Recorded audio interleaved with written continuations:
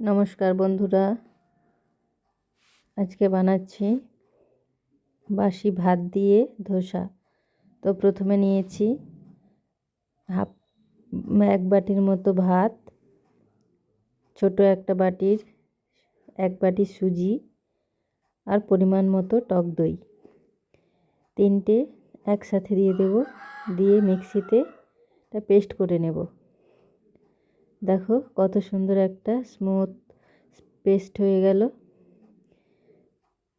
খুব পাতলা হলেও হবে না, আবার খুব মোটা হলেও হবে না, একটা মিনিমাম ঠিক থাকবে, সেভাবে ব্যাটারটা তৈরি করে নিতে হবে। তো দেখো ব্যাটারটা কত সুন্দর হয়েছে, এইভাবে ব্যাটারটা বানিয়ে নেবে। তো চলো এবার বানাই। তো একটা ননস্টিকের তাওয়ায় অল্প জল আর তেল ছিটে দিয়ে একটু করে দিয়ে দেব। তো দেখো 3-4 মিনিট সময় লাগবে দেওয়ার পরে। তো দেখবে নিচটা খুব ব্রাউন কালারের, সুন্দর একটা ব্রাউন কালার হয়ে যাবে। দেখো এই ধোসাটা আমাদের রেডি হয়ে গেছে।